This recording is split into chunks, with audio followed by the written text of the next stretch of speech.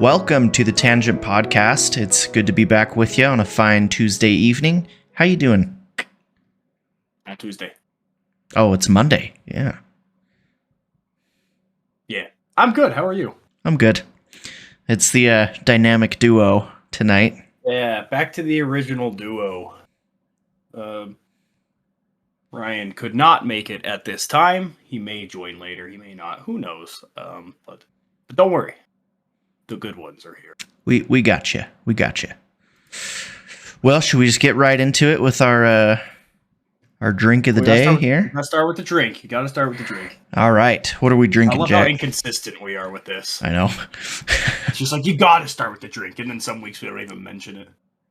We are drinking Aussie lemonade style Monster. Cool looking can. It's got like it's got an octopus on it. It looks kind of neat. Should we read the side thing? Oh yeah, good, do it. Inspired by the land down under, with over 10,000 beaches, the Great Barrier Reef, and home to some of the most exotic citrus on Earth, we created Juice Monster Aussie-style lemonade. Monster's twist on classic lemonade, we hit the ideal balance of tart and sweet with a burst of fresh citrus flavor. As always, it's chockers with our world-famous Monster Energy blend. Crack a coldie and give it a go. Unleash the beast. That was a really good accent, actually. Thanks. I like that. Appreciate it. Yeah, my concern is lemonade is just lemons. So Yeah. Aussie style makes me think they like put spiders in it or something. They put hatred in it and bugs, yeah. Aussie lemonade.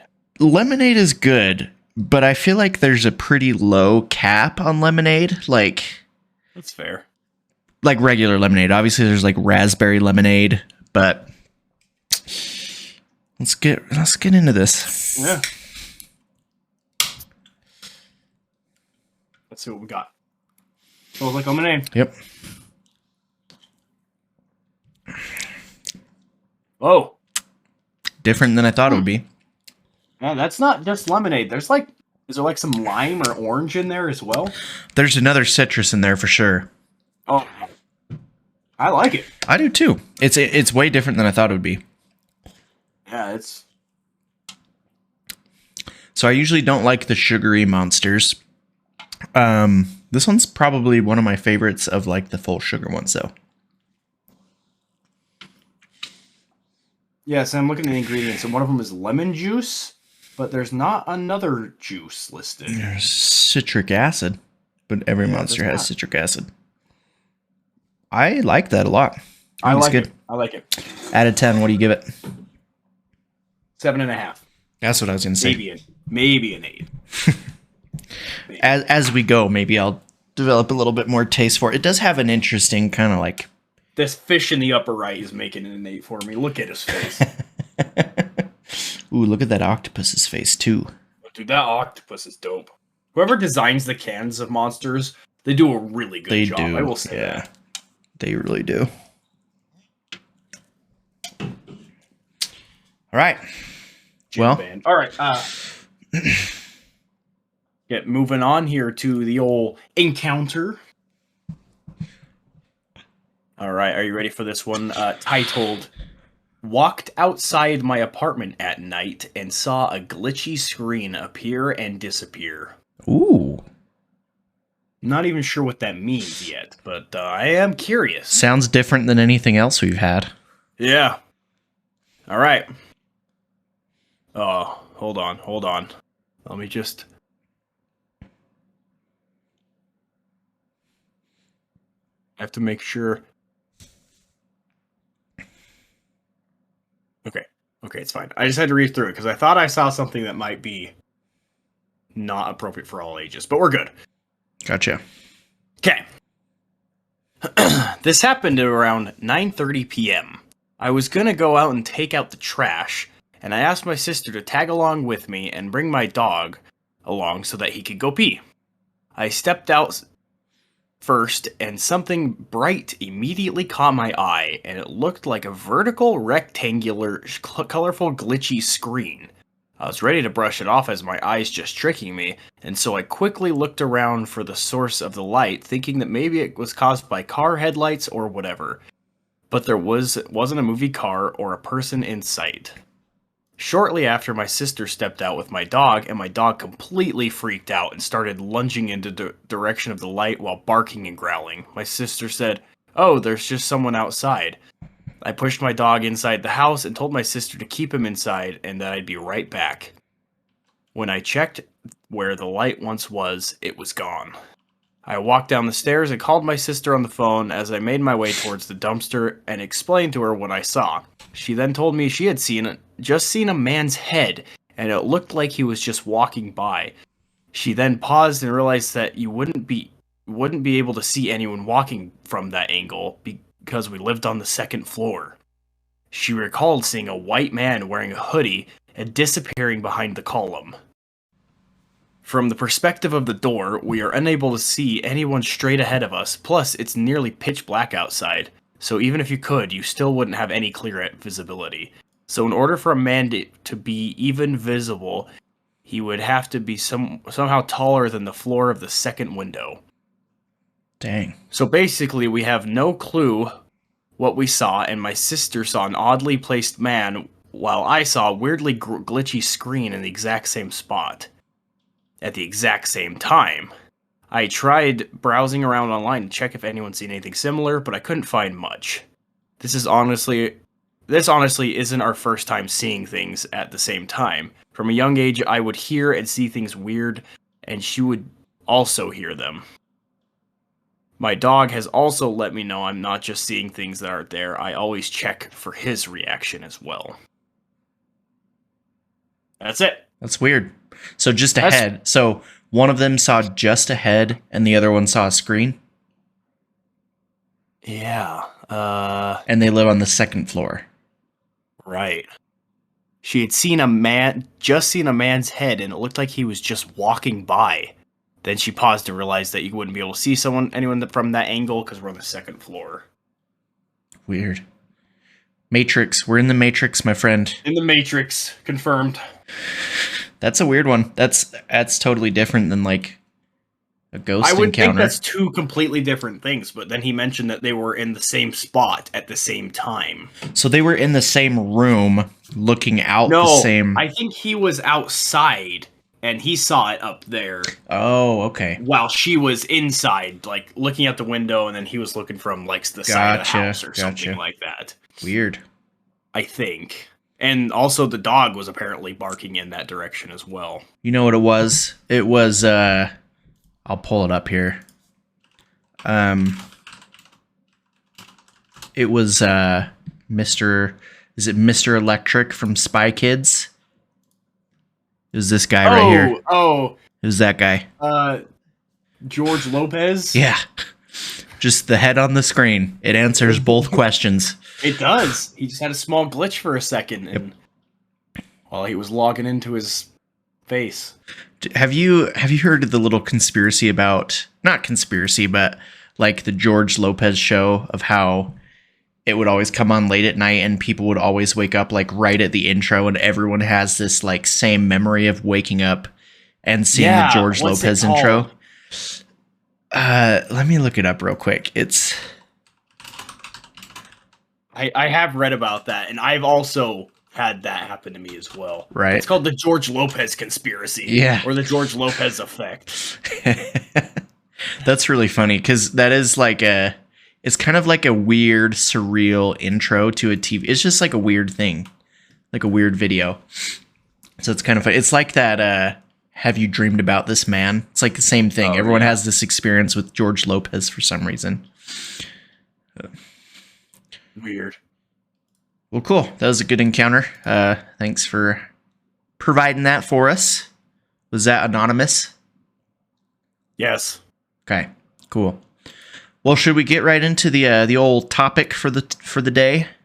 I'm excited about this one because I know nothing about it, but I've heard it's crazy. So this one it's one of my favorites. So I originally heard about it from Alex Jones, which Everything that he covers is just Turning hilarious the and freaking funny. frogs gay? Yeah, dude, he's been right about a lot of things. Like, did you see the most recent video from October of last year where he was talking about a major war breaking out in February? Nope. Yeah, so there's a video of him on his talk show, and he's like, "So right PolitiFact? now, Is that like the one? the what? PolitiFact? Is that his show? I think so. Yeah. So he was just on his show talking about how like, so the word is right now that from those like in the higher ups who claim to like not be part of the New World Order, that there's a major war that'll break out in February. So February, big war coming. And that was October of last year. He was right. But yeah, turning the frogs gay, kind of happened. Like, It did? What? well, there was so there's an episode of Joe Rogan. He interviews this scientist who's talking about how I think it's like phthalates in the water that were they affect like sperm count in men, and so they affect like reproductive health, and in frogs they were affecting them to the point where like frogs were not developing correctly like in their reproductive systems, so it was turning male frogs into like weird like non-gendered or almost female type frogs. So he was kind of right about it. Kind of weird. Yeah, let's see. Chemicals in the water are turning frogs gay. He also said Robert Mueller is a demon and also a pedophile.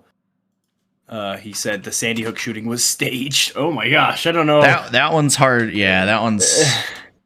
He also said Hillary Clinton is running a child sex ring out of a pizza parlor. That Pizzagate. Have you heard of Pizzagate? I have not. Pizzagate is another big conspiracy with a lot of the like political elite and business elite in the U.S. That a bunch of them were basically running a child trafficking ring out of a pizza and arcade place, and I think it was in New Jersey. Would Epstein be connected to that? I think he is connected to it. Yeah. Crazy. But anyway, if the Clintons are connected to it, Epstein's probably connected to it too. Yeah, that's fair. So, well, I haven't even mentioned the topic for the day yet. Oh, yeah. Just mentioned Alex Jones, and we got off there. But one of my favorite topics, the topic of Bohemian Grove. So I like that you haven't heard... Bohemian Rhapsody, yes. I like that you haven't heard anything about this yet, because I think you'll be a little weirded out. Well, first of all, we have to talk about the Bohemian Club. So Bohemian Grove is a place. The Bohemian Club is the people that... Is it in Bohemia? No. So why not? We'll get into that. So, so the Bohemian Club was founded in 1879 in San Francisco. There was a group of like liberal journalists that wrote for. They all wrote for the same publication, and they like would meet in a bar and they would talk about things. They would talk about like the politics of the time. They would just like go over their ideals. So, they all lived what was considered a bohemian lifestyle, and at that time and still, bohemian lifestyle is kind of defined by more of like I guess you could say it's more of like a hipster, almost a hippie lifestyle. So it's a lifestyle where you're super interested in like arts, literature, things like that. You're kind of disconnected from like possessions and worldly things. You are like anti-establishment, pretty frugal, but at the same time, like you love indulging in like parties and things like that. So kind of like a hipster or a hippie. Like in the 70s, like hippies were like anti-establishment. They loved to drink and do drugs and like that kind of stuff. Super interested in like music and art, things like that, peace, you know. And so that's kind of what the bohemian lifestyle is. And so that's where the name of the Bohemian Club was derived from, is that all these journalists kind of shared this propensity for a bohemian lifestyle. And that's what they would discuss. You know, they'd get together, they discuss music, they discuss art, literature. They were all fairly liberal, so they would like bash on the conservative politics of the day, which back then, like this was in 1879. So the U.S. I would say was way more conservative back then than it is today. And so this was kind of like a new movement, like I said, anti-establishment. So they would meet at this bar, and they'd have was this? 1879. 1879. Okay. In San Francisco. So they would meet in this bar, and they would have these meetings, and pretty soon there were these other guys in the bar that would like become interested. It was all men. So these other men would hear what they're talking about, and they'd become interested, and pretty soon the group started to attract like very wealthy men that shared this same propensity for like partying and drinking and things like that, and talking about politics, and basically like really influential rich men of the time. And so they realized like, oh, we got all these rich guys coming in. Now we can make this club legit. We can make it like really exclusive. We could have them like foot the bill for our parties. Like we can do some really cool stuff. So their parties just started to get like more lavish, more extravagant, and they decided to make it like a very exclusive club. So back then, after a couple years, so it was formed in 1879. I think this was like early 1880s. They made an entrance fee, and then you had to pay monthly dues. So back then, the entrance fee was set at $100, which is roughly $2,700 in today's money. So no cheap thing, you know. And then the monthly dues were like $90 to $100 of today's money. So like you definitely had to have, some money, and you also had to have clout. So like they would find people that they could kind of use. So like they would find really talented people that had made a living for themselves, so that they could kind of A, utilize their money, but then B, also like utilize their talents and kind of like be able to manipulate them to use them for whatever they did, whether they were a businessman or a banker or something like that. You know, they would make friends with these rich men to basically kind of manipulate them and bring them into the club.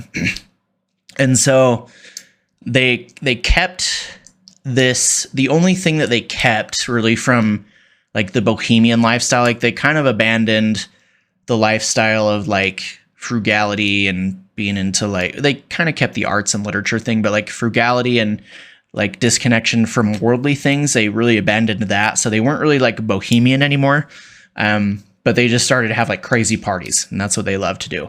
So then in 1893, they actually started renting out part of the redwood forest from the Sedona Lumber Company. So they'd rent out like a big plot. Rent the redwood forest?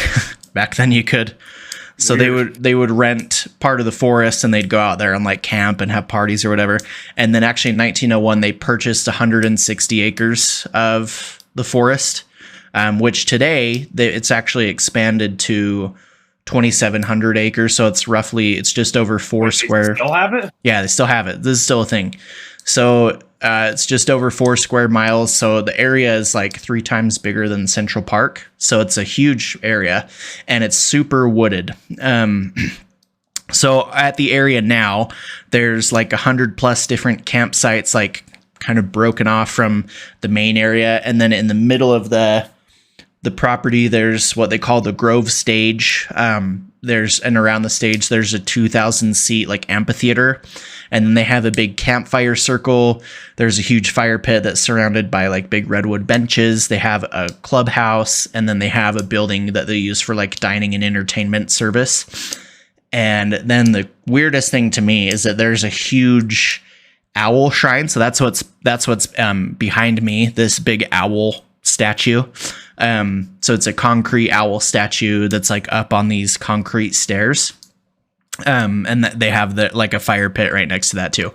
So it's a pretty weird thing. Oh, and then there's a big man-made lake as well. And I think if we're looking at this picture right here, like I think that the amphitheater is kind of like surrounding the owl thing right here. And then the lake is either behind the owl or it's behind the amphitheaters, but it's right around where the owl statue is. So this is kind of like the principal feature of the property.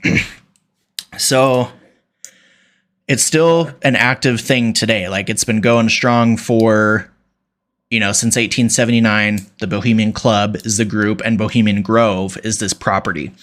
So it's grown to be, today there's roughly 2,500 members. And then today, the entrance fee, well, this was as of 2017, the entrance fee was $25,000. And that wasn't including your monthly dues either. So you got to pay like a monthly membership fee. And then subscription. Yeah. So yeah, it's a subscription box.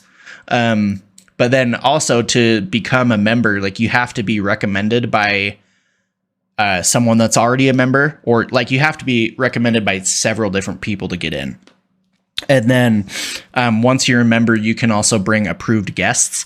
But if you don't get recommended to be a member, you can get on a waiting list. But the rumor is that the waiting list is like 15 to 20 years to become a member. Oh my word. And then once you achieve membership and you pay your dues for 40 years, you become like an honorary member for life.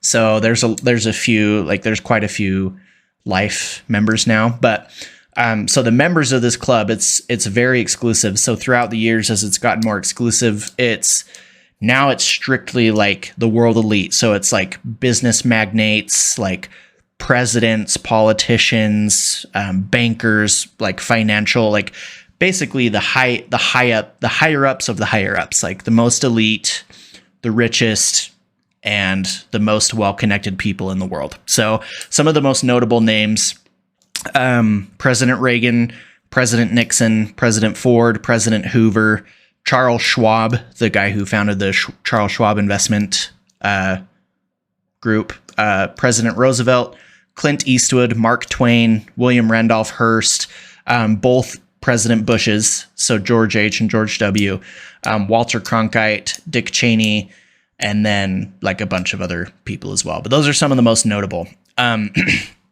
And so just tons of like and then one of the other names was J. Robert Oppenheimer, the guy who invented the atom bomb.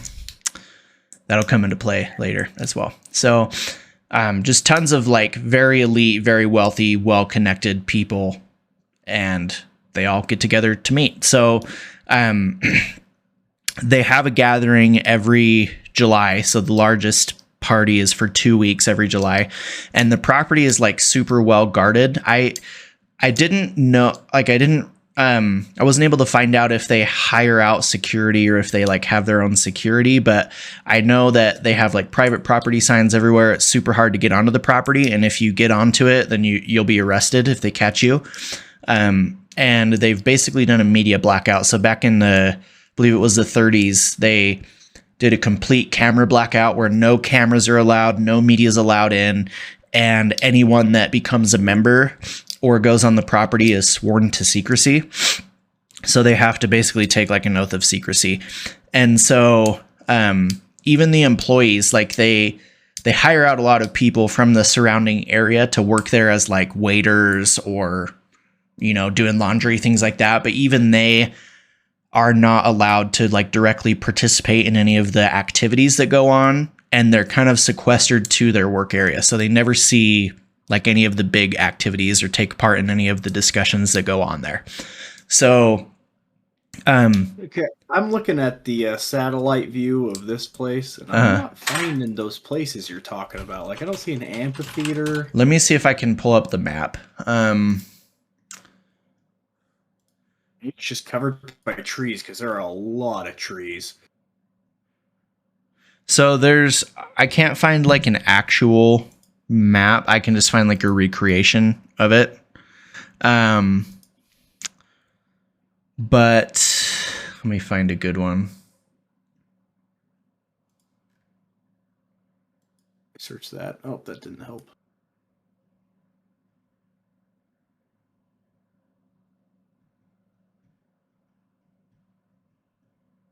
But you said it was 2,700 acres they have? Yeah, 20. So it's big. It's over 4 square miles. Oh, geez. Well, that's gonna take me forever to. Yeah, let me see if I can find a good map. I know that it is super wooded though. So like because it's in the middle of the redwoods, so like it's dense forests. Like you even have a hard time I'm trying looking to find into this lake you said as well, like this man-made lake. I feel like that would be easy to find, but apparently not. I don't know how big the lake is, but I think it's probably more of a pond than it is a lake. Okay, so here's the Russian River. It's I think it's just south of the Russian River. So I think right here is let's see. No, that's not the one I wanted to find. Let me look again here. It's in the city of Monte Rio is what the like town name is. I think it's like 30 miles north of San Francisco. Yeah, I found Monte Rio, but like all I'm finding there is like a theater and a surf and skate shop and so let's see. So a Village Inn. Oh, I love Village Inn. So sad that ours went out of business. I know. Village Inn was great. Oh. So I mean I can see like I can see the property on Google Maps, but okay, so I see. No, it doesn't want to load. So right here, you can see. So here's like the entrance to the property. Oh, you can't. Let me.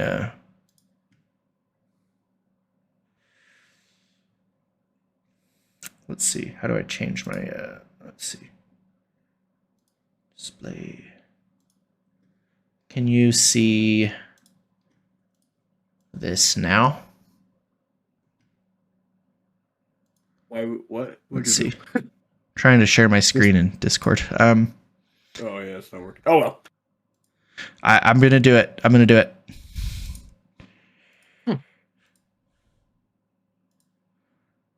Oh, okay.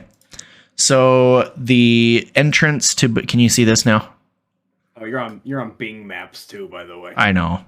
Just forget about it. I'm too lazy to download Chrome. And too lazy to go to Google Maps. So here's the entrance to Bohemian Grove. There's like a big campsite over here. And I can only zoom in like this far, but I'm pretty sure this is the pond. I think this is the amphitheater right here. Oh. And then there's just like tons of space. So they own 2,700 acres back in here. And then there's like a bunch of parking right there. And then there's some clearings right around here. So I don't know the exact makeup of the land, but I was hoping I'd be able to see the owl, but well, that might be it. But this right here is like so my background is actually from an Alex Jones video. He snuck in. We'll get to that in a minute. He snuck in? Oh, yeah. That's crazy. So it's super exclusive. So they kind of, I don't know if they actively patrol the grounds, but they'll arrest you if you break in. So multiple people over the years have broken in trying to get videos of whatever's going on there. And multiple people have been arrested as well. So again, all these notable people, I got to go back to my notes and see where we were at. Oh, yeah. So no media, no cameras are allowed. So like 1930s is when they started doing like a media blackout, not allowing anyone on that wasn't a member, except for staff. And then even then, like, I'm pretty sure with the people that were there had to be some kind of threat of secrecy. Like, hey, we're going to swear you to secrecy, but if you don't keep the secret, like, you know what'll happen, you know? Because I'm sure that the word would have gotten out more by now. Oh, yeah. So the only official records that we have are financial records because they are I think it's a 501c organization, meaning that they're exempt from federal taxes. But because they're tax exempt, they have to provide all of their financial records. So we have financial records that are reported for every year, but everything else is just like hearsay and rumors. Other than like the video from Alex Jones and then a couple other like photos and things that have been found, put out in the public. So in this is kind of weird. So 2017, they reported their revenue. So like membership dues and stuff as 10 million. And then they reported their assets as 20 million. In 2011, so that was $20 million. Yeah. So then in 2011, they reported their revenue as 10 million and their assets as 18 million. So over the past like 10 to 15 years, their revenue and assets have stayed like almost the exact same every year, which is super suspicious. So the official holdings that they have, like official revenue and everything, like this is just what they're reporting. So they could, like, with everyone who's going there, obviously they have probably the wealthiest group in the world to meet at one place, you know, like all of this wealth that they have together. So who knows if they're reporting their finances correctly or whatever, but it is suspicious that the numbers are like staying the same from year to year. They're probably fudging a number or two. Right. Well, the other thing is that a lot of the people that go there are politicians or they're like CEOs of major worldwide businesses. And so they have a lot of influence over like financial laws as well. So there's a lot of rumor that they're just like exploiting laws so they don't have to pay taxes, or exploiting the financial system so that they can accumulate this massive wealth. So that's one thought of like why they gather there. But it gets weird. So back in 1980, there was a lady named Mary Moore, and she lived really close to the place, and she knew some people that worked there as well. But they couldn't tell her what was going on there, and they didn't really even know anyway. And so she noticed, like, it started to come out in the news really when President Hoover, I think back in the 30s, was going to this thing, that people were realizing, like, man, this is a crazy gathering. Like, there are some really high up people here, like a lot of politicians. And so in the 80s, she started to see all these politicians that were rumored to go to this thing, and thought like, well, if they're discussing like public policy there or laws, like America has the right to know what's going on. So she actually formed a group called the Bohemian Grove Action Network, and they started to protest like outside the gates of the club, of the property. And it just like, it got a lot of coverage. And so people started to get really curious. So then in 1990, there was a Time magazine reporter that snuck in, and he reported that every day by the lake, they would have these discussions. Like one person would get up and they'd have, you know, like a seminar, like he would present something to the group. And so he reported that there was, at the time, it was the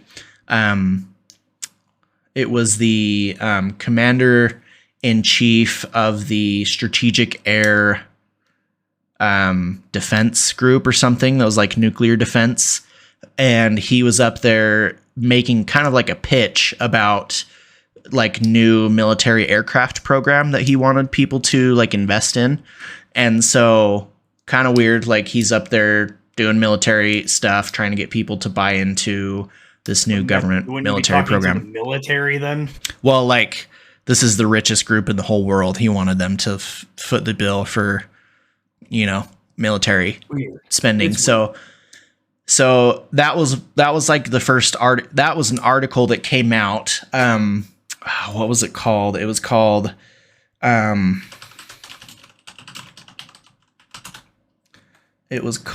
me see if I can find it. It's, oh goodness, I just had it up not too long ago. Masters of the Universe Go to Camp Inside the Bohemian Grove by Philip Weiss. And you can read it, like there's universe. Yeah. So there's a whole, it's like a pretty long article too, and you can read the whole thing. Maybe I'll post a link to it in the show notes, but so he was like the first one to really put out a published article about what was going on there. And so people started to realize like, oh, maybe like public policy, maybe laws and business deals are being done, you know, at this weird place. Like maybe we need to get more information on this. So like that was when it really started to come more into the public eye, and people started to get more curious about it. And so then in 1998, there was another guy that broke in, and he was going to make an article about it as well. But then like right before his article was about to hit the press, he worked for, I think Time Warner at the time. And there were some high up people from Time Warner that had gone to Bohemian Grove, and they like totally botched his article and didn't get it out to the press. So there was that. They're like trying to hide his article. And then in 2000, Alex Jones sneaks in, and I don't know how long he was there for. I've heard he was there for like a couple days though. And he was able to blend in because there's obviously tons of people there, and he looks, 99% of the members are white. So he blends in. He's like a white. At the time, he was a pretty average size male. And so he blended in really well. And I don't know. Are they wearing robes? Am I seeing that correctly? Yeah. So we're getting into that. Okay. So he sneaks in, and the most famous thing that he got, so he had a bag, like a shoulder bag, and he had cut a hole in the shoulder bag and had a camera in there. So he'd cut a hole for the lens for the camera. And he filmed this ritual that they do at night that's called the cremation of care. And so there's video of it still. You can watch it, and it's really weird. But basically, there's one like he's called the high priest, and he's dressed in red and black robes. And he gets up and he sings this like chant or song, and I have the lyrics to it. It's kind of long, but I wanted to read it out because it's super weird. So they gather around this owl statue, and the high priest gets up, and he's in his robes, and everyone else is in like red and black robes as well. They all have their hoods on. So he's filming this thing. And so maybe I'll post a link to the video as well, because it's pretty weird to watch. So the lyrics are, "The owl in his leafy temple, let all within the grove be reverent before him. Lift up your heads, O ye trees, and be lifted up, ye everlasting spires. For behold, here is Bohemia's shrine, and holy are the pillars of this house. Weaving spiders come not here. Hail, Bohemians, with the ripple of waters, the song of birds, such music as inspires the sinking soul. Do we invite you into midsummer's joy? The sky above is blue and sown with stars. The forest floor is heaped with fragrant grit. The evening's cool kiss is yours. The campfire's glow.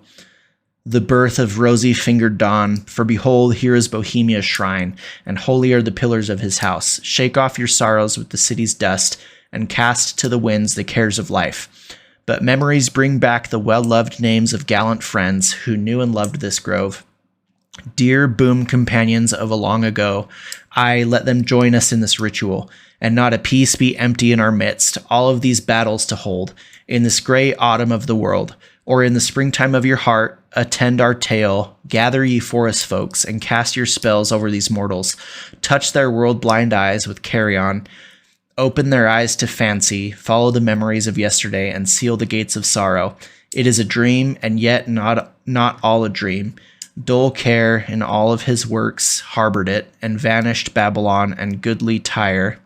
So shall they also vanish, but the wilding rose blows on the broken battlements of Tyre, and moss rends the stones of Babylon, for beauty is eternal, and we bow to beauty everlasting. For lasting happiness we turn our eyes to one alone, and she surrounds you now. Great nature, refuge of the weary heart, and only balm to breasts that have been bruised.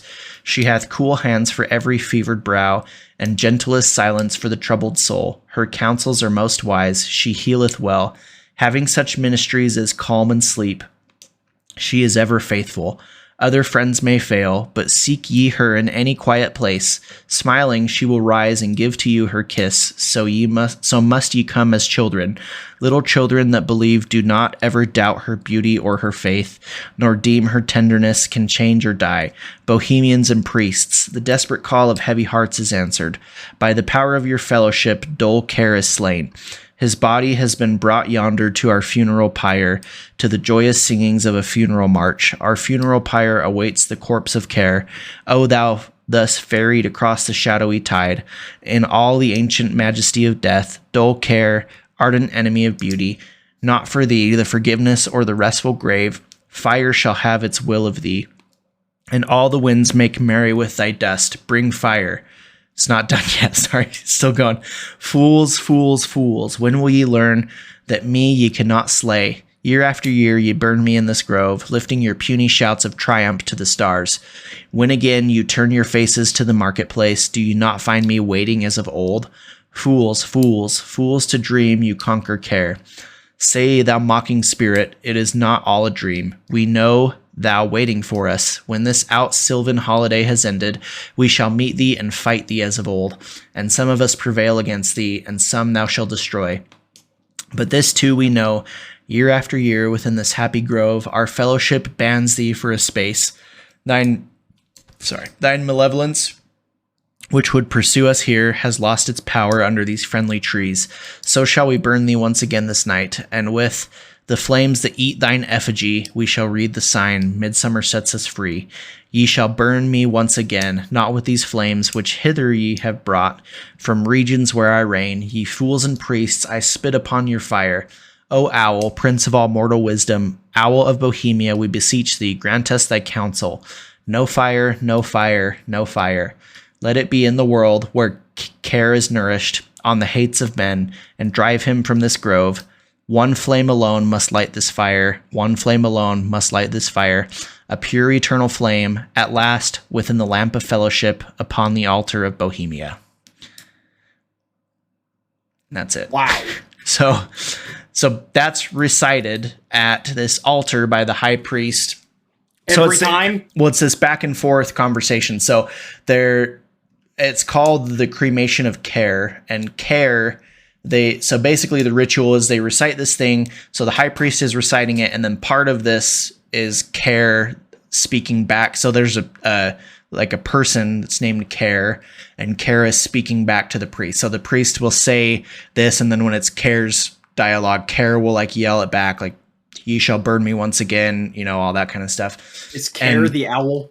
No. So Care, they actually have an effigy of a skeleton. So they have a wooden skeleton in a coffin, and they burn it. Like, they literally burn it. And so they bring out this skeleton of a man, and it's supposed to be the corpse of Care, and then they burn the corpse of Care. So they say that it's supposed to be this symbol of like, hey, we do this. They do it the first day of the 2-week retreat, because they want to like leave their cares behind. So they're getting rid of care, and they're like exercising the demon so that they can have a good retreat and like not have any of the worldly troubles. Basically, they're trying to escape like the stresses of their life. So they're burning care, like, if that makes sense. So it's just super weird. Like, they literally burn a skeleton in a coffin, like a wooden skeleton in a coffin. So he got a video of this, and so it's a priest, everyone's in robes, and if you watch the video, it just kind of gives you chills. But you can see, let me share my screen again, because right here you can see the... Oh, I am? Yeah. You never okay. Stop. Can you see that? Yeah, that's big. So there's the owl. Here's like the high priest and some of the other people up here. And then the lake is right below him. So it must be right there. But then they have all these torches. Like, everyone has a torch. And so when they're doing this, like, it's kind of weird, because I watched the video. They pump out like music through, I think they have some audio visual equipment inside of the owl statue that they put in there. So they like pump out music while this guy is like chanting this thing and like reciting it. And then at the end, they just like light off tons of fireworks. And Alex Jones does like a breakdown of the video on YouTube. And he says that when they light the coffin, supposedly you can hear humans screaming, which there's like enough music that I couldn't really tell if it was part of the music or if it really was someone screaming. But he said that he claimed that when they lit the coffin on fire, that there was like legit human screaming of pain coming from it. So the conspiracy with this ritual is that they actually sacrifice somebody in the coffin, and that's like the beginning of their week. So that's the first really, really weird thing that, like, how often do they do this retreat? Like every year. Monthly? This is every July. Yeah, it's 2 weeks in July. So this is the first really weird thing that they do. So he documented this in 2000, and then in 2002 there was a guy. His name, well, his like alter ego is the Phantom Patriot. So he dressed up in his Phantom Patriot suit, which was like a rubber skull mask, and he had all these weapons on him, and he broke in and he burned like the recreation and dining hall, and he ended up getting caught and got 11 years in prison. But so this is a man of chaos. Oh, I love that. Yeah. The Phantom Patriot. He apparently he was like a cosplayer that worked in Vegas for a while too. He's like a showman after he got out of prison. So the Phantom Patriot was his alter ego, and so that's what he dressed up as and had these weapons and was gonna. And he even made like homemade body armor because he thought that he was gonna get killed when he went in there. So he made homemade body armor, went in, and burned the building down. I don't know if he burned it fully down, but that's basically what he did. So there's some other weird stuff that goes on here. One man claimed that he saw a child that got murdered there in 1984. So there's a man that testified that he saw a snuff film of a child being killed in some large trees. And so he didn't know like where it was at first. He just saw the film, but he saw the owl statue in the background. So then they showed him the owl statue later and the men in like the red robes. And he's like, oh yeah, that was totally the place that the child died. So there was a rumor that a child got murdered there in 1984. There's the rumor that they do human sacrifice there, like in that ritual, the cremation of care. And the police actually investigated in the mid 80s. There were some rumors of some murders that happened on like super remote parts of the property. So they did some investigation there and it didn't really go anywhere. They investigated some other criminal acts in the area that didn't really go anywhere, but human sacrifice is a big thing there. The other biggest thing, like one of the scariest things for people to think about, well, I think human sacrifice is scarier than this, but people think that like the fate of the world is decided there and like policy is made there. Underground world order kind of exactly thing. Yeah, so that's like the new world order. There's a lot of people that think that this meeting is the new world order because it's all the richest people in the world and like the most influential people getting together, and so they think that they're like conspiring together to help themselves accumulate wealth, to plan wars, to plan things like that. And also I mentioned that J. Robert Oppenheimer was there, and the S1 committee and the presidents of like Harvard, Princeton, and Yale were all there at the same time. And they're all the people that basically did the Manhattan Project, which was the creation of the atomic bomb that we dropped on Japan. And so it's super weird that they were all there at the same time. So people think that they planned the Manhattan Project at Bohemian Grove and the atomic bomb was conceptualized while they were there. So there's that. There is thoughts of child sacrifice. So this owl god, or this owl statue, some liken it to a god that's called Moloch or Molech, Moloch, or Molech. And traditionally, it has appeared in the Hebrew Bible, in the book of Leviticus, and the Bible condemns any practices that are associated with Moloch because primarily the practices appear to have included child sacrifice. And so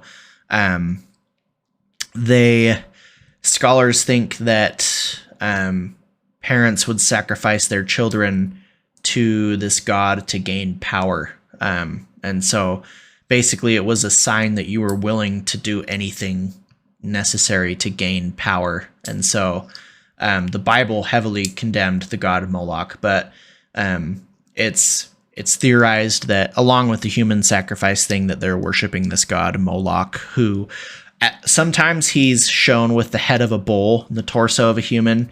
Other times he's shown with the head of an owl and the torso of a human. So take from that what you will, but it's a pretty common thing to see him as an owl type god. When you said that when I Googled the Phantom Patriot, one of the pictures that came up was like a flyer that said Leviticus 18:21. Mm-hmm. And then you just said there was mentioned in Leviticus. I was like, oh, I wonder. So I went and looked up Leviticus 18:21, and it is, "Do not give any of your children to be sacrificed to Molech, for you must not profane the name of your God. I'm the Lord." And then also says, "And thou shalt not let any of the seed pass through the fire of Molech, neither shalt profane the name of thy God. I am the Lord. Do not permit any of your children to be offered as a sacrifice to Molech." Yeah, in every version, it says, "Don't sacrifice your children to Molech." Which should go without saying, right? Yeah, don't sacrifice your children to. So that's really one of the creepiest things to me is this huge owl statue. Like, what does it mean if, like, why else would you have a giant owl? You know, like, what else could that mean? And then people connect it to, like, some people think that there's like that little owl on the dollar bill. I think it looks more like a spider, but that little tiny. Have you ever seen that before? The tiny one you need like a microscope to see? Yeah. Yeah, that's a spider. Yeah, so there's that tiny thing. Some people say it's an owl and it's Molech or Moloch, however you want to say it. Right there, the dollar bill. But that's another potential like conspiracy. And then the other weird thing is that they do.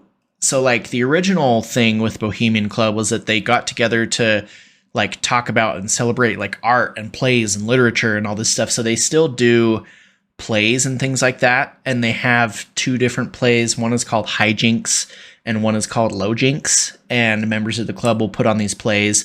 And the Hijinks play is supposedly, like, a serious play. And then the Lowjinks play is more like a comedy play. But apparently they're very sexist. So the other thing is that to get in here, you have to be a man. There's no women allowed. And so Classic. all these men are putting on these plays. I can see the owl on maps. No, the dollar bill. I was looking. Oh, yeah. I'm like, how on earth do you see owl in that? But I guess I can kind of see it. Anyway, sorry. So they say that's all connected together. So basically these plays are just really sexist. Like, the men will cross-dress and play women. And even President Nixon, he was asked one time about it. And, like, in passing, he said, without saying the actual word, because it'd be really offensive now, but he basically said that it was the most gay thing he'd ever seen. Like, a bunch of men getting together. It was like a fraternity. And they'd put on these weird plays. And it was like, he said it was very... it was one of the most gay things that he'd ever seen. And so apparently every year they write new plays and perform all these new plays. So that's also a big part of what goes on there is they do a lot of like theater and entertainment like that. And I think it's all just like silly now. It's really just silly. And I don't think it's super, super serious. But then they also have lakeside talks. So apparently every day, one of the members, I think I said this earlier, one of the attendees of that year will get up every single day and do a lakeside talk where he'll just, speak on some topic, and whether it's inspirational or educational or whatever.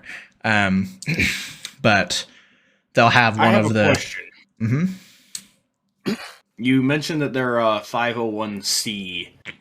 So they're like tax exempt. Mm-hmm. To be 501c, you have to be like either an educational committee, a religious club, something like that. So which one are they claiming to be? Is it religion? That's a good question. I actually don't know. Let's see. 501c. I'm pretty sure. Yeah, charities, government entities, advocacy groups, maybe that one. Yeah. Educational and artist groups and religious entities. Yeah, they could also say they're an educational or artist group. I'm guessing some of them probably do have charities or things like that. Maybe they play it in that way. I'm not sure. I just know that they're a 501c and they're tax exempt. So that's a good question. I'm not sure about that. But because there are no women there, there's a lot of reports that they get prostitutes. And so it's just this basically how I've heard, like, people will ask members that have supposedly been there, like, what happens there? And they'll just be like, oh, it's just like a frat party. We all get drunk. We do silly things. We just camp. We do plays. But then there have been reports of, like, all these prostitutes. So there was a waitress that worked there that said that she knew about all these prostitutes that were hired, and even knew the owner of an inn that was close by where they would hire prostitutes from. And so supposedly all these high up men are going there to hook up with prostitutes, get drunk, and just like, have a party for 2 weeks.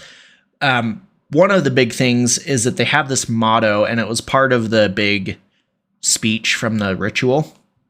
And the motto is "Weaving spiders come not here." And basically what it means is that when you come to this thing, supposedly this is what they say. I don't know if I believe it, but they discourage talking about business and like what you do on your day-to-day life. Basically, it's supposed to help you escape from your day-to-day life. And so they say like weaving spiders come not here. So like, don't come here to network. Don't come here to talk business. Like, you come here to relax. You come here to basically have a retreat and have fun. The club motto implies that outside concerns and business deals are to be left outside.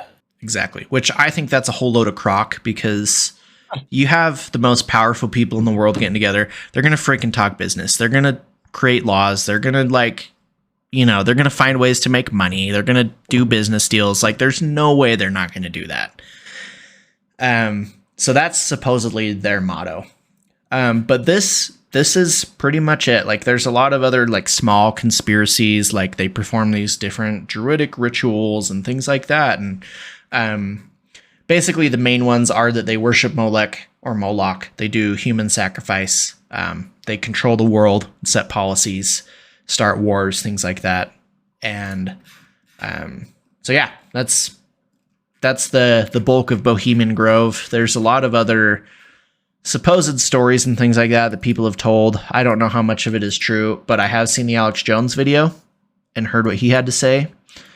And that to me is the absolute weirdest of everything that I've seen so far. So take from this what you want, but it's a legit meeting that happens once a year with the world elite. And there's roughly 2,500 members right now. That's a lot of members. I do know that supposedly Donald Trump has never been invited. Wonder why. I don't know about Biden. I don't know about Obama, but I do know that probably fit in pretty well there, honestly. I do know that both President Bushes went.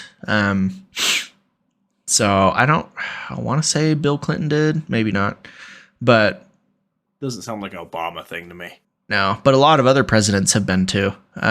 So pretty weird. And the Alex Jones one is creepy. So I recommend to go watch that. But yeah, that's Bohemian Grove. So I wanted to get your thoughts now that you've heard a little bit about this. Do you think that this really is just a giant frat party, as they say, and they just get together and have a party? Or do you think it's more of the conspiracy side, where maybe not necessarily human sacrifice, but let's just say any of the conspiracies? Are you more likely to say that it's a frat party, or are you more likely to say that there's nefarious stuff going on there? Well, there's stuff going on, for sure. There's gotta be, or else it wouldn't be so secretive. Right. I agree wholeheartedly. I definitely think that these men have a large grip on the world and a whole lot of control, which is scary. So I definitely think there's business deals. There's probably policies that are drafted up there. Obviously, the atom bomb, Manhattan Project. So I definitely think there's some nefarious stuff going on. Whether there's human sacrifice, but yeah, I don't know. But it's a creepy place. Any thoughts or questions on what I've presented to you today? No idea. That's weird. Yeah. There's a lot of podcasts on it too. So if you want more information, like a different perspective, go listen to some other podcasts on it. And go check it out for yourself. But yeah, it freaks me out. Like, secret societies in general and the world elite, they're just creepy, gross men, like gross people to me. Reminds me of? I'm guessing you never read comic books. No. Okay, well, I read some Batman comic books growing up because I love Uh-huh. Batman. And they have this thing in Batman comics called the Court of Owls, Uh-huh. which is pretty much that. Like all the rich and famous and powerful people in like a secret organization that are just controlling the entire city, like every aspect of it. And I thought that was funny that it happened to be owls as well. Right. That's the owl is weird. Like, why the owl? And even they also have, I don't know if you saw this when you were looking, but there's like a seal that's put in like a brick wall, like the symbol. Oh yeah, I did see And that. Yeah. It's got the owl in the middle, and it says "Weaving spiders come not here," and then it's got the letters B and C next to the Alpha Bohemian Club. So apparently, early on, they adopted the symbol of the owl. Like back in the founding days, they adopted the symbol of the owl. It's just creepy. Like I just don't like it. So that's Bohemian Grove for you. Don't like it. Nope, not one bit. But definitely an interesting research topic. So let us know what you guys want to hear. If you have weird thing that you want to hear on the podcast, hit us up on the social media or the email. And also, we would appreciate it if you'd share us with a friend. That's with a friend. We're looking to get the name out there a little more. And Yeah, if you love the podcast, help us out. Share us with a friend. I did have someone come up to me and ask me, gave a topic that we need to go over. What was the topic?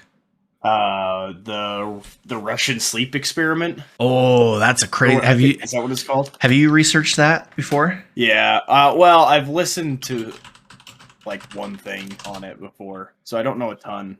The Russian sleep experiment is weird. That's a creepy one. Yeah, that would be kind of fun. I'm pretty sure that's just a creepypasta, though. But is it? No, I'm pretty sure it was a real thing. Was it? Yeah, I thought it was. Deal. I don't know. We'll see. Well, we'll dig into it and find out. Yeah. But yeah, again, let us know what you think of this episode. If we missed anything on Bohemian Grove, Alex Jones, if you're out there, come talk to us more about it. If you listen to our humble podcast.